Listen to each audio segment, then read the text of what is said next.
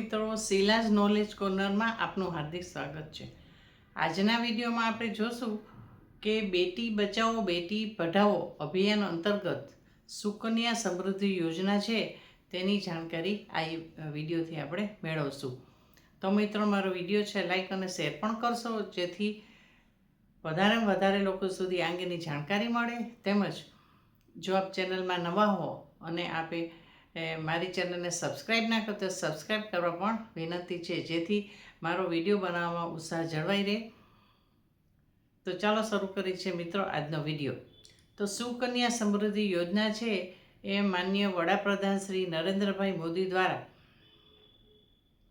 હરિયાણાના પાનીપતથી 2015માં આ યોજનાની જાહેરાત કરવામાં આવી હતી। બેટી બચાવો બેટી પઢાઓ અભિયાન અંતર્ગત કેન્દ્ર સરકારે આ યોજના શરૂ કરી છે।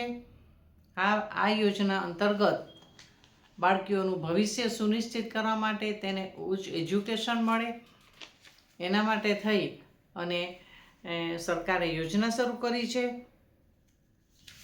તો આપણે જોઈએ તો અત્યારે મોટી સમસ્યા એ છે કે દીકરીઓનો જન્મદર ઘટતો જાય છે। આ એક ચિંતાનો વિષય છે। સામાજિક સમસ્યાના રૂપમાં પણ આ એક વસ્તુ સામે આવી છે।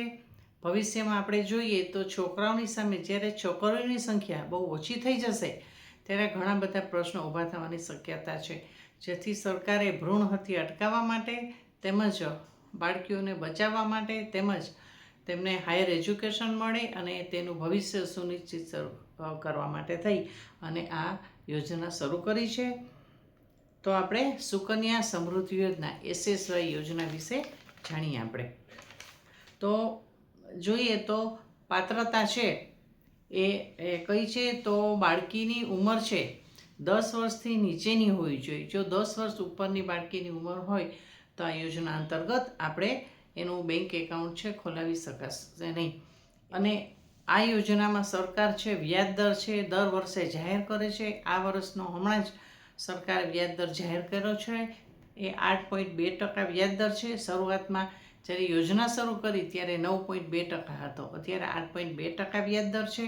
અને આ યોજનામાં બચત કરવાથી ચક્રવૃદ્ધિ વ્યાજ મળે છે, એટલે જેમ જેમ પૈસા જમા થતા જાય તેમ ચક્રવૃદ્ધિ વ્યાજ મળે, એટલે વ્યાજનું પણ વ્યાજ મળે।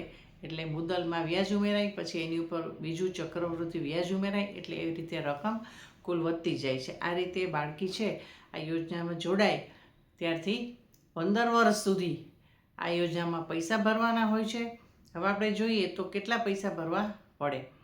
તો જ્યારે બાળકીનો જન્મ થાય કે તરત જ જો આ યોજનામાં પૈસા રોકવામાં આવે તો બાળકી જ્યારે 15 વર્ષની થાય એટલે 15 વર્ષ સુધી પૈસા ભરવાના હોય છે। એટલે 15 વર્ષની થાય ત્યારે એના ઉચ્ચ અભ્યાસ માટે તમારે શિષ્યવૃત્તિની જરૂર પડે કે એને પૈસાની જરૂર પડે। અને 18 વર્ષ પછી જ્યારે એના લગ્ન કરવાના થાય ત્યારે પણ આ વચ્ચેથી આ રકમ આપણે ઉપાડી શકીએ છીએ। એટલે 50% રકમ છે 18 વર્ષ પછી ઉપાડી શકાય છે।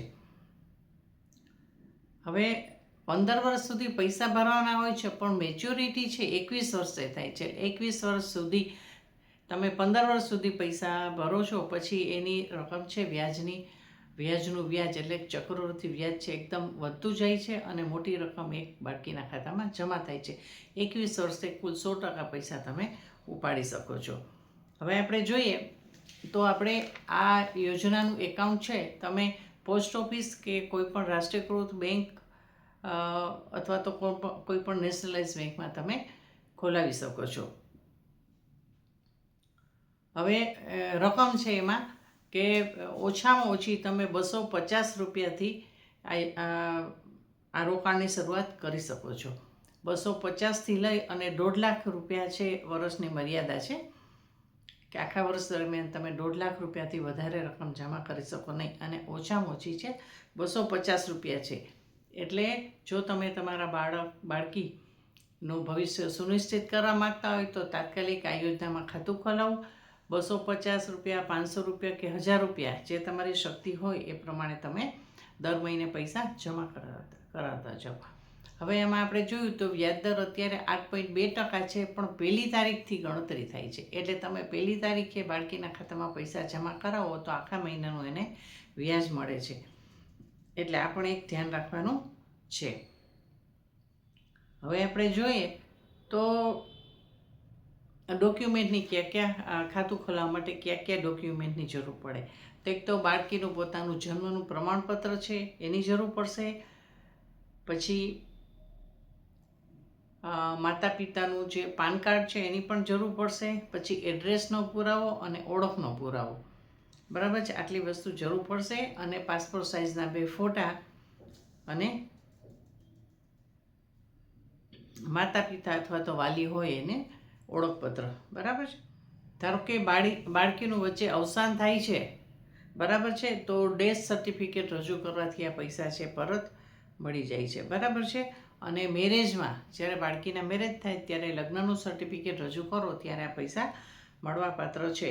હવે કોઈ બાળકીને યુનિવર્સિટીમાં ઉચ્ચ અભ્યાસ માટે એડમિશન લેવું છે, તો એડમિશનનો લેટર અને ફીની રિસિપ્ટ આપો ત્યારે 50% પૈસા છે તમે લગ્નમાં અથવા તો ઉચ્ચ અભ્યાસ માટે વાપરી શકો છો. હવે આપણે જોઈએ કે આપણે બાળકીનું ખાતું ખોલાવવું છે, બરાબર છે. તો આપણે શરૂઆતમાં જોઈએ કે સાવ ઓછા રૂપિયાથી આપણે શરૂઆત કરીએ તો આપણે 2000 રૂપિયાથી શરૂઆત કરીએ કે દર મહિને 2000 રૂપિયા 1લી તારીખે આપણે દર મહિને એના 2000 રૂપિયા બાળકીના ખાતામાં જમા કરીએ, બરાબર છે. તો 15 વર્ષ સુધી પૈસા ભરવાના થાય. તો 15 વર્ષમાં તમારું રોકાણ થશે 3,60,000, બરાબર છે. હવે એનું ચક્રવૃદ્ધિ વ્યાજ થશે 7,18,000 થશે. એટલે 7,18,000 અને 3,60,000 ગણીએ તો 10,78,000 છે એ બાળકીને મળશે. જો તમે દર મહિને 2000 રૂપિયા જમા કરાવો તો 15 વર્ષ સુધી આ રકમ જમા કરવાની છે. પછી 15 વર્ષ પછી કોઈ રકમ જમા કરવાની નથી. અને બાળકીને 18 વર્ષ થાય ત્યારે તમે 50% પૈસા ઉપાડી શકો છો. અને મેચ્યોરિટી છે એ 21 વર્ષે છે એ પૂરા પૈસા 100% પૈસા મળે છે. આ રીતે જો તમે તમારી બાળકીનું ભવિષ્ય સુનિશ્ચિત કરવા માંગતા હો અને આ મોંઘવારીમાં બચત કરવી ખૂબ જ જરૂરી છે. અને વ્યાજદર પણ સરકારે બીજી બધી યોજના કરતાં વધારે જાહેર કરે છે.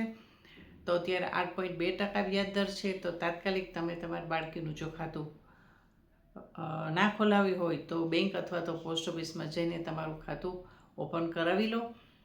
અને તમારી બાળકીની ઉંમર છે 10 વર્ષ કરતાં નાની હોવી જોઈએ. એટલે જલ્દી કરજો, બાળકી મોટી થાય એ પહેલાં યોજનાનો લાભ લઈ લેજો. તો મિત્રો, હું રજા લઉં છું. આજના વિડીયોમાં આટલું જ. ફરીથી મળશું નવા વિડીયો દ્વારા. ત્યાં સુધી બધાને નમસ્કાર.